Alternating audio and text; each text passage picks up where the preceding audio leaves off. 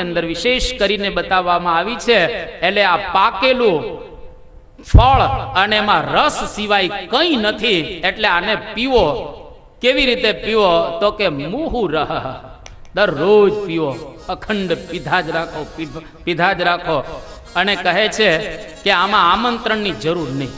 અહીંયા આગળ કથા સાંભળવામાં બિલકુલ આમંત્રણની જરૂર નહીં. હા, કાળુભાઈએ આમંત્રણ આપ્યું હશે બધાને, અને દાદાએ દરેકને આમંત્રણ તો આપે, આખા ગામને આમંત્રણ તો આપેલું છે. પણ કદાચ કોઈકને આમંત્રણ આપવાનું રહી ગયું હોય તો ભગવાન વેદવ્યાસ આમંત્રણ આપે છે કે પીવા આવો, અહીંયા આગળ પીવા પ્રેમથી તમે પધારો. અહીંયા આગળ આમંત્રણની કે પત્રિકાની બિલકુલ જરૂરિયાત રહેલી નથી. હા, લગ્ન પ્રસંગમાં જરૂરિયાત, ગમે તેને લગ્નમાં પહોંચી ન જવાય, કંકોત્રી હોય તો જ ત્યાં આગળ જમણવાર થાય. અને અમારા સુરતની અંદર તો ઘણી વખત 800 અને 1000 રૂપિયાની ડીશ હોય, અને આવું તો મોટા માણસોને ત્યાં ચાલતું હોય. એક જગ્યાએથી બીજી જગ્યાએ, બીજી જગ્યાએ ત્રીજી જગ્યાએ, એમને વગર આમંત્રણે કઈ પહોંચી ન જવાય. આમંત્રણ જોઈએ ત્યાં આગળ લગ્ન પ્રસંગમાં. પણ કથા પારાયણમાં બિલકુલ આમંત્રણની કોઈ જરૂરિયાત જ રહેલી નથી. અહીંયા આગળ પીવા માટે આવવું. અને આ 3 શ્લોકનો પ્રારંભ કરી અને હવે કથાનો પ્રારંભ થાય છે. કથાનો પ્રારંભ કરતા પહેલા સ્થાનનો મહિમા અહીંયા આગળ બતાવે છે કે નૈમિષે નિમિષ ક્ષેત્રે ઋષયઃ શૌનકાદયઃ સત્રમ સ્વર્ગાય લોકાય સહસ્ર સમમાસત. એક નૈમિષારણ્ય ક્ષેત્ર રહેલું છે, જેમાં 1000 વર્ષ ચાલે એવો યજ્ઞ ઋષિઓ કરી રહેલા છે. સમગ્ર ભારત વર્ષના 88,000 ઋષિઓ આવીને બેઠેલા છે નૈમિષારણ્ય ક્ષેત્રમાં. અને આ એટલું પવિત્ર સ્થાન છે કે જ્યાં આગળ માણસ આવે તો એને આનંદ થાય. જેની વાતો આપણા શાસ્ત્રોમાં ઘણી બધી રીતે કરવામાં આવેલી છે. મહાભારતમાં એવું કહ્યું કે એવમ કૃત્વા તતો દેવો મુનિમ ગૌરમુખમ તદા ઉવાચ નિમેષેણેદમ. ત્યાં મહાભારતમાં બતાવવામાં આવ્યું કે આ નૈમિષારણ્ય ક્ષેત્ર કેવું છે. તો કે ગૌરમુખ નામના એક મુનિએ એક જ નિમિષમાં 1000 દાનવોને મારી નાખેલા, અને એકદમ શુદ્ધ સ્થાન એના પ્રતાપે થઈ ગયેલું હતું. આ મહાભારત. વરાહ પુરાણમાં એવું બતાવવામાં આવ્યું કે અરણ્યેસ્મિન તતસ્ત્વૈતન નૈમિષારણ્ય સંનિતમ ભવિષ્યતિ યથાર્થમ વૈ બ્રાહ્મણાનામ વિશેષકમ. આ વરાહ પુરાણમાં કહ્યું. દરેક પુરાણની અંદર નૈમિષારણ્યની વાતો આપવામાં આવી છે. વરાહ પુરાણમાં કહ્યું કે નૈમિષારણ્ય એક એવું સ્થાન છે કે જ્યાં આગળ બ્રાહ્મણો જો પધારે તો બ્રાહ્મણોને વિશેષ કરીને ફળ આપનારું આ સ્થાન છે. ખાલી બ્રાહ્મણ એટલે જ્ઞાતિની સમજવાની, પણ બ્રહ્મને જાણનારા જો ત્યાં આગળ આવે તો ખરેખર એની અંદર એને આનંદ આવે અને વિશેષ કરીને બ્રહ્મને પ્રાપ્ત કરી શકે આ સ્થાનમાં. તો વાયુ પુરાણમાં એવું કહેવામાં આવ્યું કે એક વખત બધા ઋષિઓ બ્રહ્માજીની પાસે ગયા અને બ્રહ્માજીને કહ્યું કે અમને એવું કોઈ સ્થાન બતાવો જેથી કરીને અમે ત્યાં યજ્ઞ કરી શકીએ, કથા સારી રીતે કરી શકીએ. બ્રહ્માજીએ કહ્યું કે મારું સુદર્શન ચક્ર હું અહીંયા આગળથી મૂકું છું વહેતું, અને જ્યાં આગળ સ્થિર થઈ જાય ત્યાં આગળ તમે જપ તપ તીર્થ યોગ વ્રત દાન યજ્ઞ કથા બધું કરજો, તમને વિશેષ ફાયદો ત્યાં આગળ થશે. એ પ્રમાણે બ્રહ્માજીએ પોતાનું સુદર્શન ચક્ર વહેતું મૂક્યો કે એતન મનોમયમ ચક્રમ મયા સૃષ્ટમ વિસૃજ્યતે યત્રાસ્ય શીર્યતે નેમિ તદ્દેશ તપસ શુભઃ. કે ત્યાં આગળ તપ કરશો તો તમને વિશેષ કરી અને આનંદ થશે. આ વાયુ પુરાણ. વિષ્ણુ પુરાણમાં એવું બતાવવામાં આવ્યું કે ત્યાં આગળ ગોમતી છે, અને ગોમતીમાં કોઈ સ્નાન કરે તો એ માણસ પવિત્ર થાય. દેવી ભાગવતમાં એવું કહે છે કે કળિયુગનો ભય નૈમિષારણ્ય ક્ષેત્રમાં ઓછો લાગે છે, કારણ કે ત્યાં વાતાવરણ ધર્મમય છે. પણ અત્યારે હવે જો આપણે નૈમિષારણ્ય ક્ષેત્રમાં જઈએ ને તો ત્યાં આગળ 5 સ્ટાર હોટલો થઈ ગઈ છે, ત્યાં આગળ માંસ વેચાય છે, ત્યાં આગળ દારૂઓ પીવાય છે, ત્યાં આગળ બીડી ગુટકા અને તમાકુ ખવાય છે, અને ઘણો બધો અધર્મ આપણને જોવા મળે. એટલે 230 વર્ષ પૂર્વે ભગવાન સ્વામિનારાયણ સારંગપુરનું 7મું વચનામૃત એની અંદર કહીને ગયા કે જ્યાં આગળ ભગવાનના એકાંતિક સંત વિરાજતા હોય ત્યાં આગળ નૈમિષારણ્ય ક્ષેત્ર જાણવો. તો આજે નૈમિષારણ્ય ક્ષેત્ર સારંગપુરને કહેવાય, કારણ કે ત્યાં પરમ એકાંતિક સંત પ્રમુખ સ્વામી મહારાજ એ વિરાજે છે. અને ત્યાં આગળ આપણે જપ તપ તીર્થ યોગ યજ્ઞ જે કંઈ કરીએ એનો વિશેષ કરી અને ફળ પ્રાપ્ત થાય. પણ ટૂંકમાં સ્થાન જો સારું હોય તો આપણે ભગવાનને બરાબર ભજી શકીએ. એટલે આપણા શાસ્ત્રોમાં એવું બતાવવામાં આવ્યું કે વનમ તો સાત્વિકો વાસો ગ્રામો રાજસ ઉચ્યતે તામસમ દ્યુત સદનમ મન્નિકેતનમ તો નિર્ગુણમ. કે વનમ તો સાત્વિકો વાસઃ, વન છે એકદમ સાત્વિક, ત્યાં આગળ તમે જાઓ તો વનમાં મજા આવે. અને ગામડાઓ બધા રજોગુણી બતાવવામાં આવ્યા. હવે અહીંયા રજોગુણ જેવું કંઈ દેખાતું નથી ગામડાઓમાં, અહીં તો ધૂળ દેખાય છે. અને પણ આપણા શાસ્ત્રોમાં કહ્યું છે કે ગ્રામો રાજસ ઉચ્યતે, રજોગુણી પ્રધાન ગામડાઓ છે. અને કહ્યો તામસમ દ્યુત સદનમ, એટલે જ્યાં જુગાર રમાતો હોય ત્યાં તામસ વાતાવરણ. અને મન નિકેતનમ તો નિર્ગુણમ, ભગવાન કે જ્યાં મારું મંદિર હોય ને ત્યાં નિર્ગુણ. તો આપણે મંદિરના પ્રાંગણમાં જ આ કથા કરીએ છીએ, એટલે નિર્ગુણ સ્થાનમાં આ કથા આપણે સાંભળી રહેલા છીએ. જો સ્થાન બહુ અગત્યનું છે, ગમે ત્યાં બેસીએ ને આપણું મન ફરી જાય. બહુ પ્રસિદ્ધ રામાયણનો પ્રસંગ છે કે જ્યારે ભગવાન શ્રી રામ લંકેશ ઉપર વિજય પ્રાપ્ત કરીને અવધમાં પાછા જતા હતા, એ વખતે લક્ષ્મણજીને કહે છે કે લક્ષ્મણ, હવે રાવણ તો મરી ગયો, હવે એ ગાદી ઉપર વિભીષણ બેસવાનું છે, અને તું વિભીષણની વિધિ કરી અને આવી જજે, તારી પ્રતીક્ષા અમે બહાર કરી રહેલા છીએ. રામચંદ્ર ભગવાન રાવણનું સિંહાસન જોવાઈ ગયા નથી, કૃષ્ણ કંસનું સિંહાસન જોવા નથી ગયા. અને ભગવાન સ્વામિનારાયણે કુશળ કુંવરબાને કહી દીધું કે ગધેડાનો ભાર ગધેડા તાણે, ભગવાન કોઈ દિવસ એ સિંહાસનમાં પડતા હોતા નથી.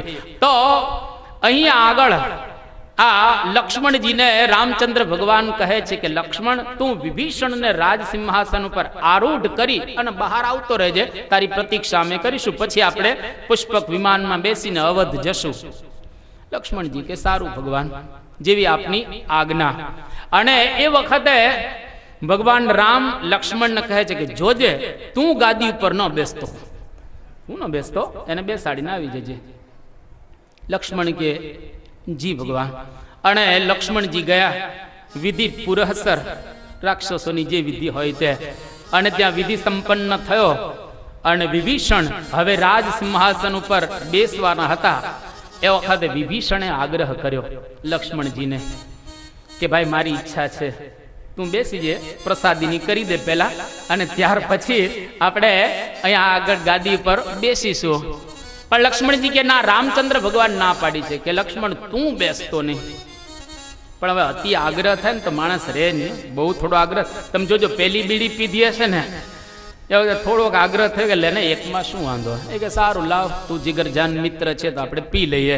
પેલો ગુટકો ખાધો હોય, પેલું પિક્ચર જોયું હોય, પહેલી વાર તમાકુ ખાધી હોય, થોડોક આગ્રહ થાય એટલે માણસ કરવા ઉદ્યત થાય, કરવા એ બધે લલચાય. એકદમ જ્યારે આગ્રહ કર્યો અને લક્ષ્મણજી ગાદી પર બેઠા, જેવા ગાદી પર બેઠા અને પહેલું વાક્ય લક્ષ્મણ બોલ્યા કે કોણ રામ?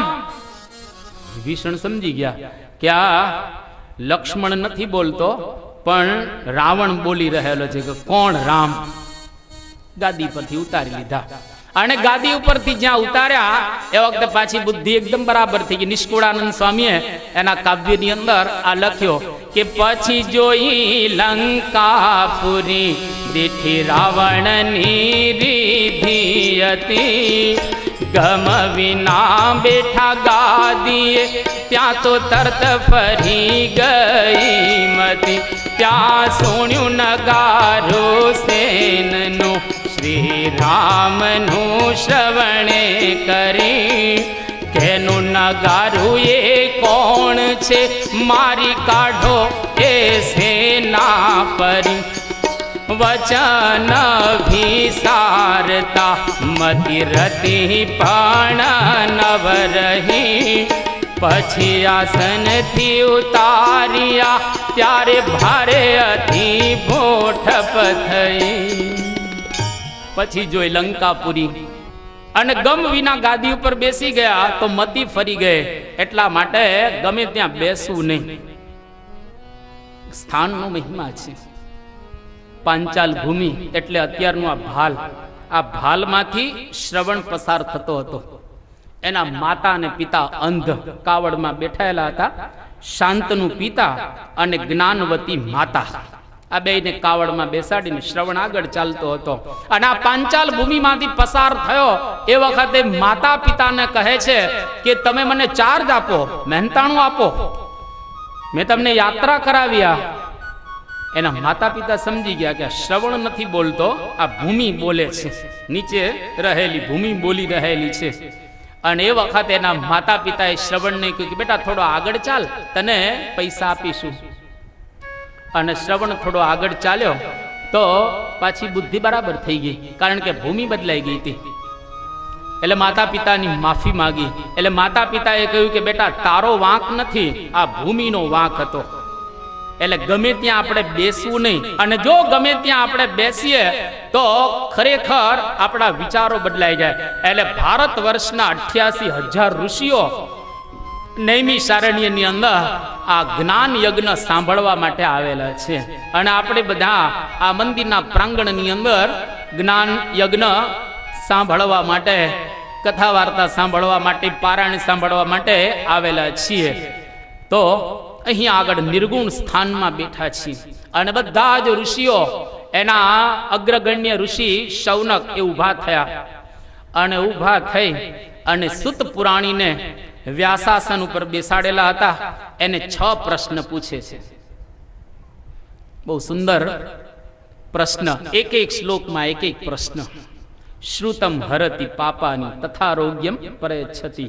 આ 6 શ્લોક સાંભળીએ તો ખરેખર આપણા પાપ બળી જાય. કારણ કે આ 6 શ્લોકનો વિસ્તાર જ આખું ભાગવત છે. એક શ્લોક એમાં એક પ્રશ્ન, એટલે 6 પ્રશ્ન પૂછે છે. અને એક પ્રશ્નનો ઉત્તર આપવા માટે સુખદેવજી 2 સ્કંદ કરે છે. એટલે 6 પ્રશ્ન 12 સ્કંદ. આજે ખાલી પ્રશ્ન જ, આપણે ઉત્તર તો દરરોજ અપાતા રહેશે. દરરોજ છેક છેલ્લા દિવસે ઉત્તરો પૂરા થવાના છે. પણ 6 પ્રશ્ન યાદ રાખવા. અને 6 પ્રશ્ન અદ્ભુત પૂછે છે.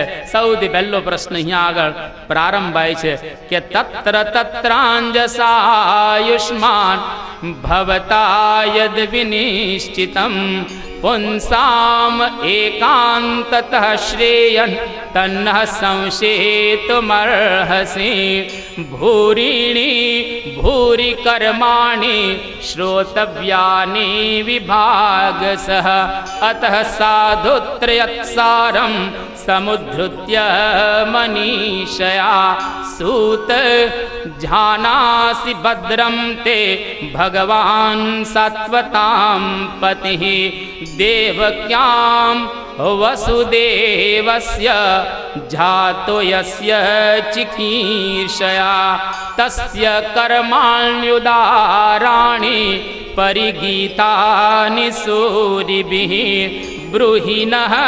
શ્રદ્ધધાનાનાં એનાત્મા સંપ્રસીદતિ અથાખ્યાહિ હરેર્ધીમાન અવતાર કથા શુભા લીલા વિદધત સ્વૈરમ ઈશ્વરસ્યાત્મમાયયા બ્રૂહિ યોગેશ્વરે કૃષ્ણે બ્રહ્મણે ધર્મવર્ત્મનિ સ્વામ કાષ્ઠા મધુનો પેતે ધર્મ કમ શરણમ ગતઃ.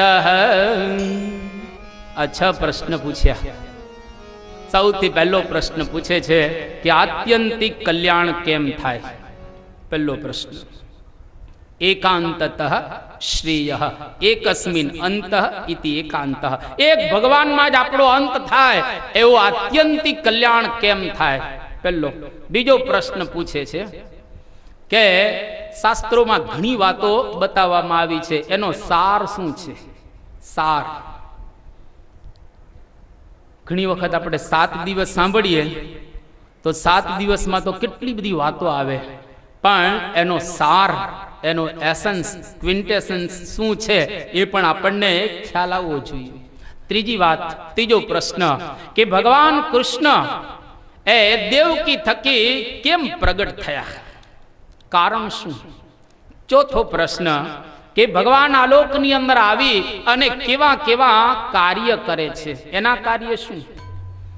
પાંચમો પ્રશ્ન કે કેટલા અવતારો અત્યાર સુધીમાં આ ભૂમંડળ ઉપર થઈ ગયા, એની લીલા કઈ કઈ રહેલી છે, એ પાંચમો પ્રશ્ન. અને છેલ્લો પ્રશ્ન કે જ્યારે ભગવાન આલોકની અંદર હતા ત્યારે તો ધર્મ એના શરણે રહેતો હતો, પરંતુ ભગવાન જ્યારે ગયા એ વખતે ધર્મ કોના શરણે હવે ગયેલો છે?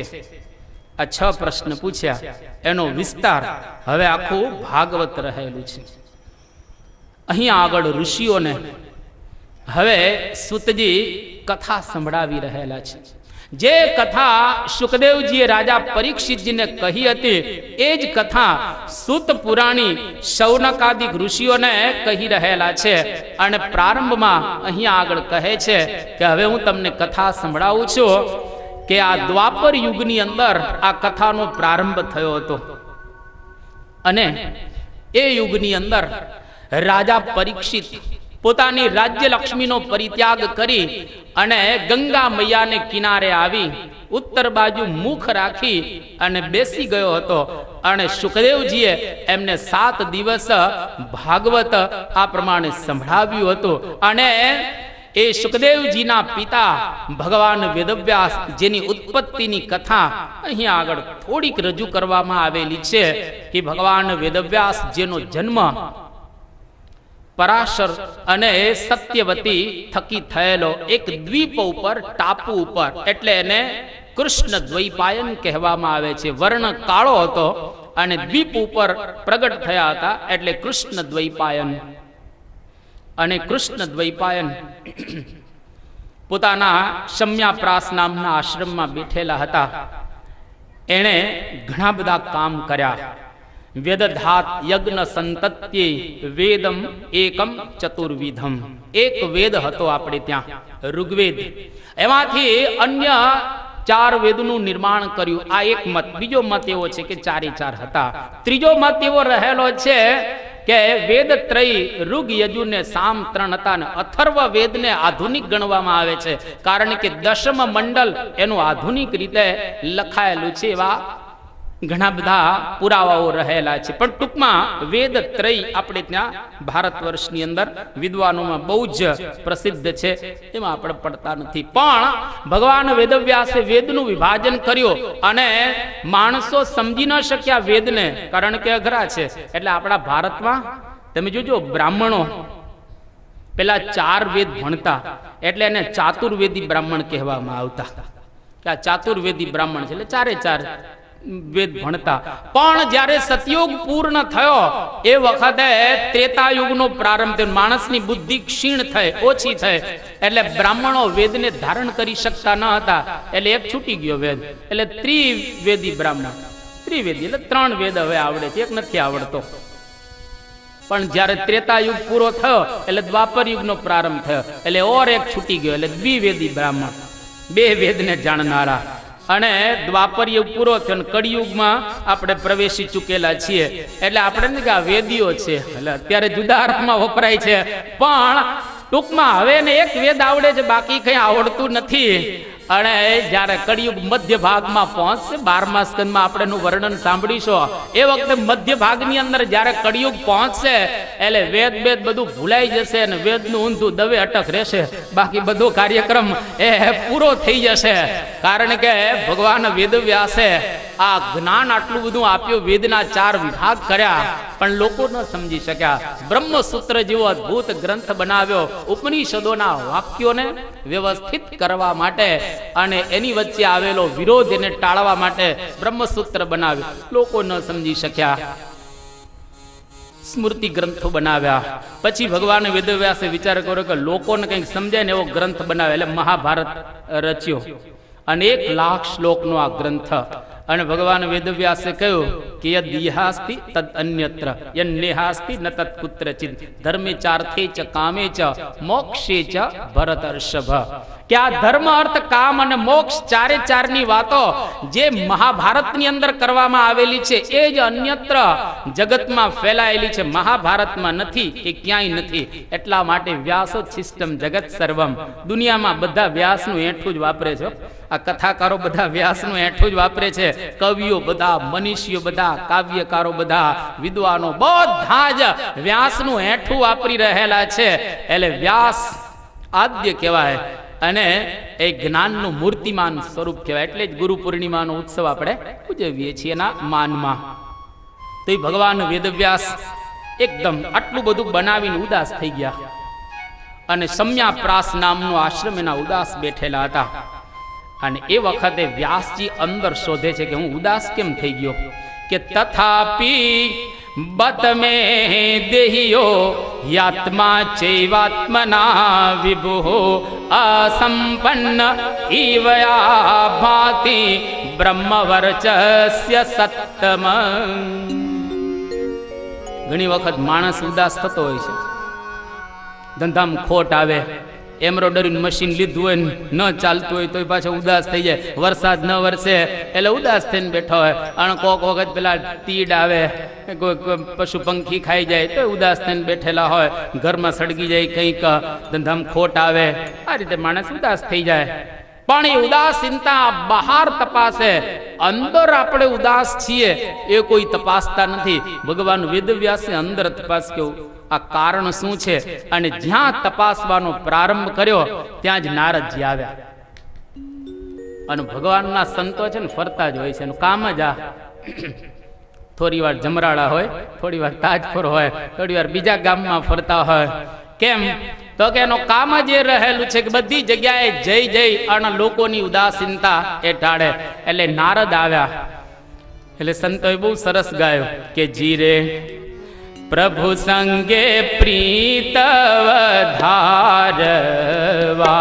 જીરે પ્રભુ સંગે પ્રીત વધારવા, જીરે પ્રભુ સંગે પ્રીત વધારવા, જીરે પ્રભુ સંગે પ્રીત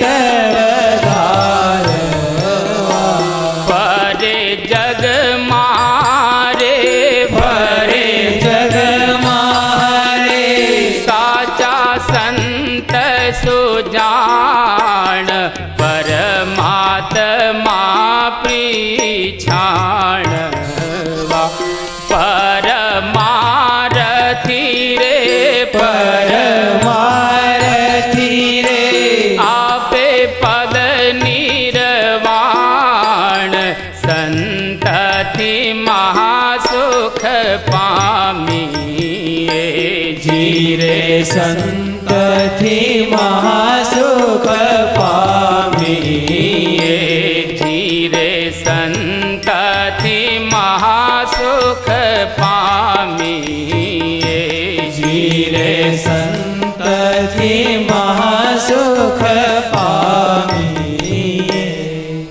કે ભગવાનના સંતો ગામડે ગામડે ફરી અને લોકોની ઉદાસીનતા ટાળે. એટલે નારદજી ફરતા ફરતા ભગવાન વેદવ્યાસની પાસે એ આવ્યા અને જોયું તો વ્યાસજી ઉદાસ હતા. આ સંતો જ્યાં જાય ત્યાં આનંદ જ હંમેશા કરાવે. બે પ્રકારના માણસો દુનિયામાં જોવા મળશે. એક તો જ્યાં જાય ત્યાં આનંદ થાય, અને બીજા જ્યાંથી જાય ને ત્યાં આનંદ થાય. હારું ગયો તું, હવે મજા આવશે.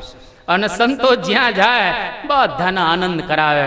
આ તુલસીદાસજી રામાયણમાં આ વાત કહીને ગયા છે કે મુદ મંગલમય સંત સમાજો જો જગ જંગમ તીરથ રાજો.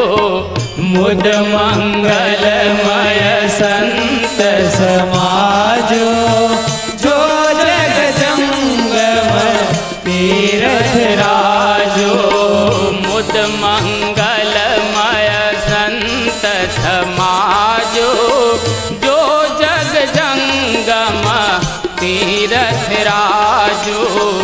મુદ મંગલમય સંત સમાજો જો જગ જંગમ તીરથ રાજો. રામ ભગતિ જहाँ सुर सरि धारा सरसई ब्रह्म विचार प्रचारा. राम भगति महासुर सरि धारा सरसई ब्रह्म विचार प्रचारा. सरसई ब्रह्म विचार प्रचारा. सरसई ब्रह्म विचार प्रचारा. કે ભગવાનના સંતો મુદ મંગલમય, હંમેશા આનંદમય હોય છે, અને જ્યાં જ્યાં જાય ત્યાં દરેકને આનંદ કરાવે. વ્યાસજીની પાસે નારદજી આવ્યા, અને નારદજી વ્યાસજીને કહે છે કેમ? જિજ્ઞાસિતમ અધિતંચ, તમે તમારી જિજ્ઞાસાને પૂર્ણ કરેલી છે. અધિતંચ, તમે બધું જ ભણી ચૂકેલા છો, અને હવે તમારે કશું કંઈ ભણવાનું બાકી રહેલું નથી ને? કેમ આજે ઉદાસ દેખાવ છો તમે? જ્યારે એક સંત બીજા સંતને મળે ને ત્યારે સામાન્ય રીતે એવો શિરસ્તો કે અપી તપો વર્ધતે, શું તમારું તપ વધે છે? એટલે કે તમે ધર્મ જ્ઞાન વૈરાગ્ય ભક્તિ સંપન્ન સારી રીતે અત્યારે જીવી રહ્યા છો ને? પાછી વૃત્તિ તો તમારા જીવનમાં બરાબર છે ને? તો નારદજી વ્યાસજીને કહે છે કે આટલું બધું તમે બનાવ્યું છતાંય કેમ આજે ઉદાસ તમે છો? વ્યાસજી કહ્યું કે મને ખ્યાલ નથી આવતો કેમ હું ઉદાસ છું. ત્યારે નારદજી છે ને એ સાચું કહે છે. હંમેશા સંતો સાચું બોલે. આપણું સાચું અને સારું થાય ને એવી વાત કરે એને સંત કહેવાય. સંત હંમેશા દુઃખ લગાડીને જ વાત કરશે, અને તમારું સારું જ કરે. એને કોઈ દિવસ કોઈનું ખરાબ કરવું નથી. આજે દેશ વિદેશમાં સ્વામી બાપા ફરે છે, બધાનું સારું જ કરે છે. પોતે દુઃખ વેઠે અને બીજાનું સારું કરે. દરેકનું હિત કરવું એનો સ્વભાવ છે. અને આજે આપણે બાપાના જીવનમાં એ જોઈ રહેલા છીએ. નારદજી વ્યાસજીને કહે છે કે વ્યાસજી કંઈક ખૂટતું હોય એવું લાગે છે. વ્યાસજી કે એ પણ સાચી વાત છે, તમારી કંઈક ખૂટે છે તો તમે જ કહો ને શું ખૂટે છે? અને સંત કીધા વિના બોલતા હોતા નથી. જો પૂછો તો એનો રદગત અભિપ્રાય કહે. અને નારદજી બહુ સ્પષ્ટ વક્તા હતા, અને સ્પષ્ટ વક્તા સુખી ભવે. જે સ્પષ્ટ વક્તા હોય ને સુખી થાય હંમેશા. એટલે નારદજીએ ભગવાન વેદવ્યાસને કહ્યું કે યથા ધર્માદયાશ્ચાર્થા મુનિવર્યાનુકીર્તિતા ન તથા વાસુદેવસ્ય મહિમા યનુવર્ણિતઃ.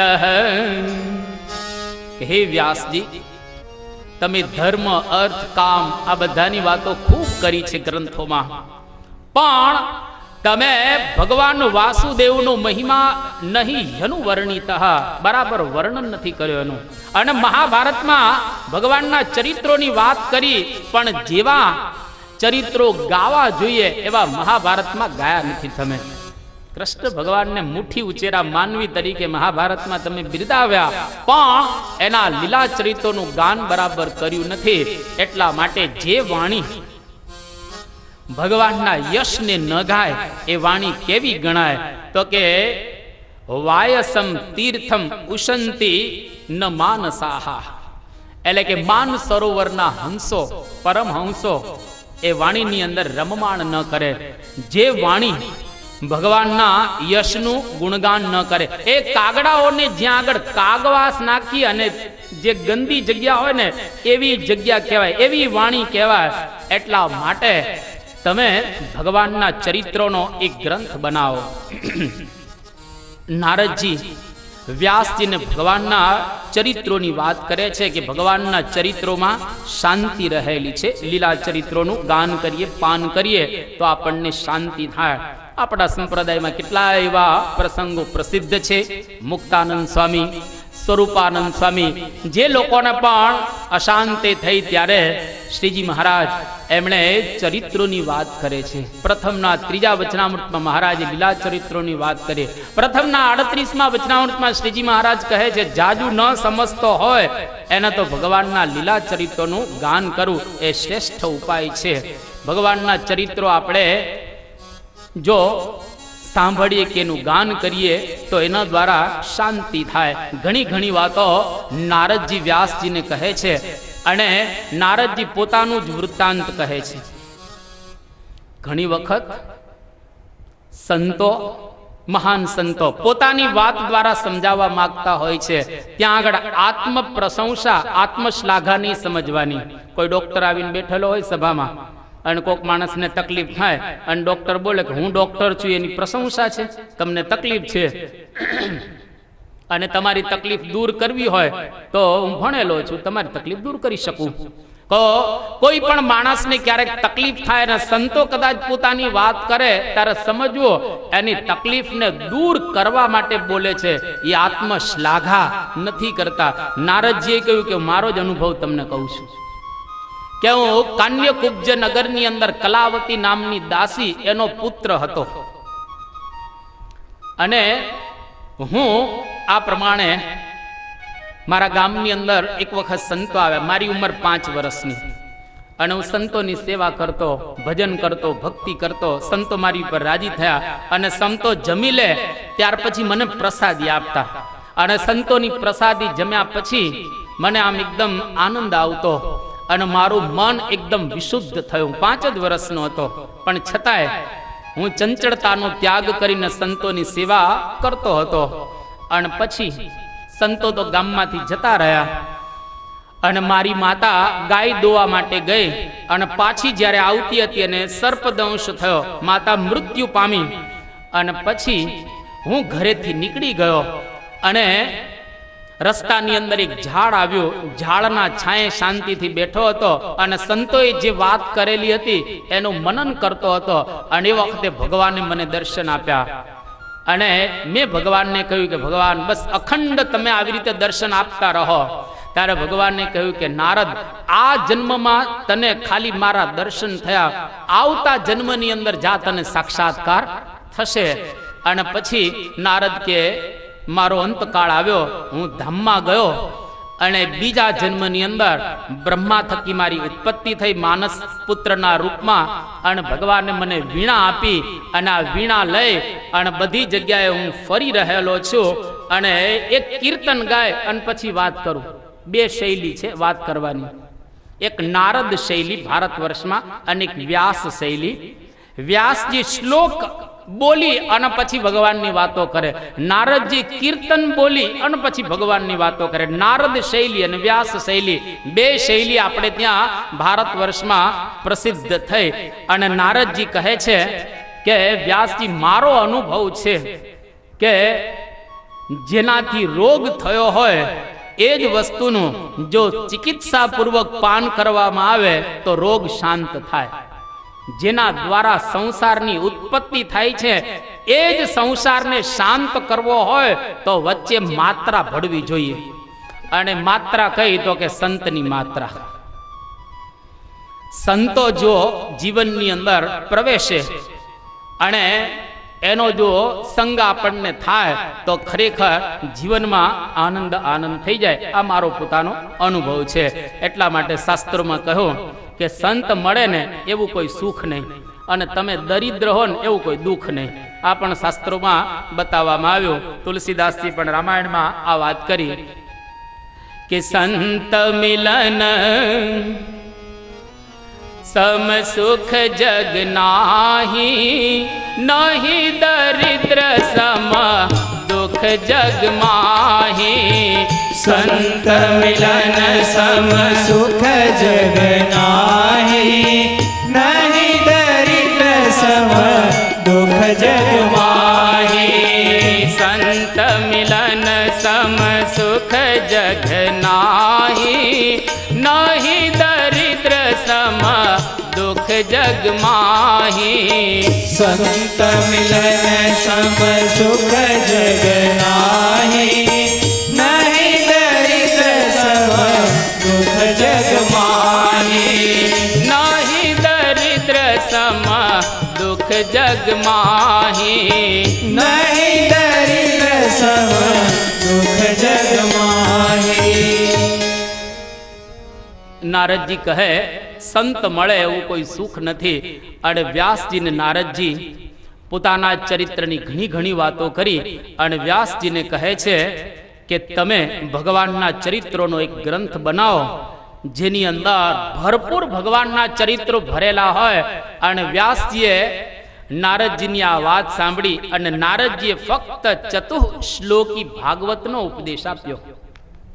4 શ્લોક કયા છે. આવતીકાલે સવારના સેશનમાં એ 4 શ્લોક આપણે સાંભળવાના છીએ. ચતુશ્લોકી ભાગવત. ભાગવત આટલું જ છે.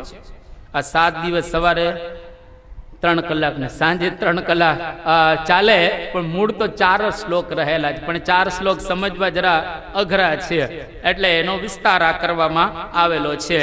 અને 4 શ્લોકનો ઉપદેશ આપીને નારદજી તો ચાલ્યા ગયા. અને નારદજી જેવા ગયા, ભગવાન વેદવ્યાસ પોતાના શમ્યાપ્રાસ નામના આશ્રમમાં આવ્યા, સમાધિમાં બેસી ગયા. અને સમાધિના અનુસ્મર તદ વિચેષ્ટિતમ, ભગવાન સમાધિમાં બેઠા અને સમાધિમાં જે વાણી એને પ્રાપ્ત થઈ એ વાણીનું આલેખન કર્યું, શબ્દ દેહ એને આપ્યો.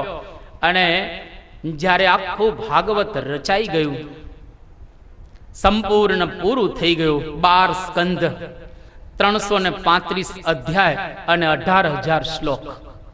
જ્યારે આ ગ્રંથ રચાઈ ગયો એ વખતે ભગવાન વેદવ્યાસને વિચાર થયો કે મારે કોકને ભાગવત ભણાવવું છે, પણ કોઈક શ્રોતા હોવો જોઈએ ને, અધિકારી શ્રોતા. એટલે એને જોયું કે અધિકારી તો મારો પુત્ર સુખદેવજી છે. પુત્ર હતો એટલા માટે નહીં, પાત્ર હતો એટલા માટે. પુત્ર તો ઘણા હોય, પાત્ર ન હોય. આ સુખદેવજી પુત્ર હતા, એના કરતા વિશેષ પાત્ર હતા. અને કેવા મહાન પાત્ર હતા કે નારીણામ તો રંભૈવ, સ્વર્ગની અપ્સરાઓ તો ઘણી છે, એમાં સૌથી શ્રેષ્ઠ કોઈ અપ્સરા હોય તો રંભા. અને રંભાનું રૂપ જોઈ અને સુખદેવજી ચલાયમાન થતા. એ રંભા જ્યારે સ્વર્ગમાંથી નીચે આવી અને સુખદેવજીની સામે ઊભી રહે છે અને સુખદેવજીને કહે છે કે જેને સ્ત્રીની સાથે સંબંધ નથી કર્યો, વૃથા ગતમ તસ્ય નરસ્ય જીવનમ, એ માણસનું જીવન વૃથા ગયેલું છે. ત્યારે સુખદેવજી રંભા પ્રત્યે કહે છે કે જેને ખરેખર ભગવાનના ચરણારવિંદની સેવા નથી કરી, એની કથા જેને નથી સાંભળી અને ભગવાનના ગુણગાન જેને નથી ગાયા, એ વ્યક્તિનું જીવન વૃથા ગતમ, એનું જીવન વૃથા ગયેલું છે. અને સુખદેવજીએ રંભાને ઘણી વાતો કરી, પણ જરા પણ ચલાયમાન સુખદેવજી ન થયા. અને ભલભલા ઋષિઓ મુનિઓ રંભાનું રૂપ જોઈ અને આસક્ત થઈ ગયા છે. તો આટલા સુખદેવજી મહાન હતા. અને એને ભણાવવા માટે ભગવાન વેદવ્યાસ હવે ઉદ્યત થાય છે, પણ ચખાડે છે. હવે સુખદેવજી તો ઓર સાથે ભાગેલા અને એનું લાંબુ આખ્યાન છે, વિશેષ ન કહેતા. માતાના ગર્ભમાંથી જેવા નીકળે છે એ વખતે ભાગ્યા કેમ? તો કે ભગવાન શંકર અને પાર્વતીજી કૈલાસ પર્વત ઉપર બેઠેલા અને ત્યાં આગળ ભગવાન શંકર પાર્વતીજીને જ્ઞાન આપતા હતા. એકદમ ભગવાન કૃષ્ણે જેમ ઇદમ મમ ગુહ્ય તમામ જ્ઞાનમ, 18મો અધ્યાય, એકદમ ગુહ્ય જ્ઞાન આપતા હતા. એ વખતે હવે વક્તાએ શ્રોતાની સામે જોવું જોઈએ કે આ જાગે છે કેટલા. ઘણી વખત શું ધીરે ધીરે પાછળથી ઊભા થઈ જતા રહેતા હોય છે. અને એકાદ બે હોય જેનું આસન હોય ને એ લોકો કે ભાઈ આસન લઈને આપણે જઈએ, એટલે વક્તાએ શ્રોતાની સામે જોવું પડે કે રસ પડે છે કે નથી પડતો. આ લોકોને રસ ન પડે તો વિષય બદલીએ, કંઈક ઇધર ઉધર બીજું કરીએ. પણ આ શંકર ભગવાન પાર્વતીજીને જ્ઞાન આપતા હતા અને એ તો ઊંધું ગાલીને કથા કરતા હતા શંકર ભગવાન. અને પહેલાના વખતમાં શૈલી હતી કે જ્યારે અહીંયા આગળથી પારાયણ વક્તા કરતો હોય ને તો સામે બે ચારને બેસાડી દેવામાં આવે. અને થોડી વાર થાય ને તો એક જણ બોલે હરે. હરે કેમ બોલે છે કે માણસો કોઈ સુઈ ગયા હોય જાગી જાય, બીજું કઈ નહીં. હરે સુઈ ગયા હોય, થોડાક પાછા જરા હલે આમ તેમ કરે એટલે જાગી જાય પાછા. એટલે શંકર ભગવાન જોયું કે મારું જ્ઞાન છે ને કોઈ અપાત્રમાં જશે તો એને પચ નહીં પડે. એટલે પાર્વતીજી એકલા જ હતા કૈલાસ પર્વત, આજુબાજુ વાતાવરણ શાંત અને બર્ફીલું વાતાવરણ, એકદમ નિર્જન વાતાવરણ. પણ એક પોપટનું બચ્ચું બખોલમાં શંકર ભગવાન જ્ઞાન કહેતા હતા ત્યારે સાંભળતું હતું. હવે પાર્વતીજી છે એની સામે જોઈને તો શંકર ભગવાન બોલતા ન હતા, એટલે એકદમ જરા અઘરું જ્ઞાન આવ્યું. ઘણી વખત અઘરામાં માણસ સુઈ જાય, એક એક અવસ્થામાં બે અવસ્થા, અન્વય વ્યતિરેક, જીવીશ્વર માયા બ્રહ્મ પરબ્રહ્મ, બ્રહ્મના માથા ફાટી જાય એવી કથા જયારે અઘરી થાય એટલે માણસો પ્રેમથી સુઈ જતા હોય છે. એટલે પાર્વતીજીને જોકો આવી ગયો અને ઊંઘી ગયા પાર્વતી. એ વખતે પેલું પોપટનું બચ્ચું, હવે પોપટ છે ને આપણે બોલીએ ને એવું અનુકરણ કરી શકે પોપટ. એટલે પોપટના બચ્ચાએ હરે એ પ્રમાણે અવાજ કર્યો. શંકર ભગવાન કે અવાજ બદલાઈ ગયો, પાર્વતીનો નો હોય અવાજ, આ કોઈક બીજાનો અવાજ છે. અને જોયું તો પોપટના બચ્ચાનો અવાજ, પોતાની બાજુમાં ત્રિશૂળ પડેલું જોરથી ફેંક્યો, એ બચ્ચાની બે પાંખ તૂટી ગઈ અને બચ્ચું ત્યાં ને ત્યાં મૃત્યુ પામ્યું. એનો જીવ ભગવાન વેદવ્યાસની પત્ની વાટિકા એના ગર્ભમાં પ્રવેશી ચૂક્યો. અંજની ને વાટિકા બે નામ છે, એમાં પ્રવેશ્યો જીવ. હવે સ્વાભાવિક રીતે બાળકનો જન્મ 9 મહિના અને 10 મહિનાની વચ્ચે થાય. 9 મહિના પૂરા થાય એટલે બાળકની ઉત્પત્તિ થાય. પણ 1 વર્ષ વ્યતીત થઈ ગયું, અંદર બાળ જ ન નીકળે, અંદરથી બાળક ન આવે. વર્ષ થયું, 2 વર્ષ થયા, 5 વર્ષ થયા, 6 વર્ષ વ્યતીત થઈ ગયા. અરે 10 વર્ષ વ્યતીત થઈ ગયા. ભગવાન વેદવ્યાસ અંદર પેલા બાળક કે હવે તો બેટા બહાર નીકળ, તારી માતાને કષ્ટ પડતું હશે, એને વજન લાગતો હશે. ત્યારે અંદર બાળક બોલે છે મારી માતાને તો તમે પૂછી જો, એને કષ્ટ પડે છે. વાટિકાને કોઈ કષ્ટ પડતું ન હતું. અને બરાબર 16 વર્ષ પૂરા થયા એટલે સુખદેવજી બહાર આવ્યા ગર્ભમાંથી અને ઓરની સાથે ભાગ્યા. કારણ કે શંકર ભગવાન થકી પૂર્વ જન્મમાં જ્ઞાન પ્રાપ્ત કરેલું કે માતા પિતાની સાથે 4 આંખ ભેગી થાય તો આપણે બંધાઈ જઈએ અને મોહ ઉત્પન્ન થાય. એટલે માતા અને પિતાની સાથે 4 આંખ ભેગી જ નથી કરવી. ઓરની સાથે ભાગ્યા અને જેવા ઓરની સાથે ભાગ્યા એ વખતે પોતાના પુત્રને જતો જોઈ પુત્રેતિ તન્મયતયા તરવો ભિનેદુસ્તમ સર્વભૂત હૃદયમ મુનિમાન તોસ્મી. બીજો સ્કંધ આવતીકાલે. તો એને જતા જોઈ અને એકદમ ભગવાન વેદવ્યાસ હે પુત્ર ઉભો રહે એવું જ્યારે બોલે છે, સુખદેવજી જવાબ નથી આપતા. ખબર છે કે જો જવાબ આપીશું ને તો મોહ ઉત્પન્ન થશે. એટલે તરવો ભિનેશ દુહુ, અભિને દુહુ એટલે તરવહ એટલે કે ઝાડ સુખદેવજીની તરફથી જવાબ આપે છે કે કોણ કોનો પુત્ર અને કોણ કોનો પિતા. અને એ વખતે જ્યારે જતા હતા ત્યારે ભગવાન વેદવ્યાસે કહ્યું બેટા જા એનો વાંધો નહીં, પણ ગુરુ કર તો રાજા જનકને ગુરુ કરજે. અને સુખદેવજી સરસ્વતી નદીને કિનારે શાંતિથી ધ્યાનસ્થ અવસ્થા ધારણ કરીને બેસી ગયા. વ્યાસજીએ વિચાર કર્યો કે મારો પુત્ર તો ધ્યાનમાં બેઠો છે, એને ભાગવત ભણાવવું કઈ રીતે. વિચાર કર્યો ચખાડીએ તો ખરા, એને ચખાડીએ એટલે સ્વાદ આવશે. અને 2 નાના છોકરાને ભાગવતના એક શ્લોક કંઠસ્થ કરાવી અને સુખદેવજીની પાસે મોકલે છે. અને 2 નાના છોકરા એક શ્લોક કંઠસ્થ કરી અને સુખદેવજી ધ્યાનમાં બેઠા ત્યાં આગળ આવ્યા. પહેલો છોકરો આવી અને શ્લોક બોલે છે, 10મ સ્કંદનો આ શ્લોક છે કે બરહા પીડમ નટવર વપુઃ કર્ણયો કર્ણિકારમ બિભ્રદવાસ કનક કપિશમ વૈજયંતીમ ચ માલામ રંધ્રાન વેણો રદર સુધયા પૂરયન ગોપવૃંદેર વૃંદારણ્યમ સ્વપદરમણમ પ્રાવિશદ ગીત કીર્તિ. એકદમ સુખદેવજી આંખ બંધ કરીને બેઠેલા હતા અને વર્ણન સાંભળ્યો, ખુશ થઈ ગયા. જેને મોર મુગટ ધારણ કરેલો છે, 2 કાન છે, એક કર્ણિકારનું પુષ્પ જેને કાનમાં ધારણ કરેલું છે, પડી જાય એટલે આ કાન ઉપર, આ કાન ઉપર પડી જાય એટલે આ કાન ઉપર. ગળામાં વૈજયંતી માળા શોભી રહી છે, કટી પ્રદેશ ઉપર કંદોરો શોભી રહ્યો છે, પીળું પિતાંબર ધારણ કરેલું છે, પોતાના અધરબિંબ ઉપર વાંસળી લગાવેલી છે અને એ પોતાની કોમળ આંગળીઓ દ્વારા એ વાંસળીના છિદ્રોને પૂરી રહેલા છે. અને જ્યારે વૃંદાવનની અંદર પ્રવેશ કરે ત્યારે વૃંદાવનની શોભા વૈકુંઠ કરતા પણ ઓર બની ગયેલી છે. એ વખતે સુખદેવજી વિચાર કરે છે કે સ્વરૂપ તો અદ્ભુત છે, સ્વભાવ કેવો હશે? ઘણી વખત સ્વરૂપ સારું હોય, સ્વભાવ સારો ન હોય. ઘણાનો સ્વભાવ સારો હોય તો સ્વરૂપ સારું ન હોય. બેય સારા હોય એવું ઓછી જગ્યાએ બને કે આટલું સુંદર સ્વરૂપ તો આનો સ્વભાવ કેવો હશે ભગવાનનો. અને ત્યાં બીજો છોકરો બીજો શ્લોક બોલે છે કે અહો બકીયમ સ્તનકાલકૂટમ જિઘાંસયા યયદપ્ય સાધ્વી લેભે ગતિમ ધાતૃચિતામ તતોન્યમ કમ વા દયાલુમ શરણમ વ્રજેમ.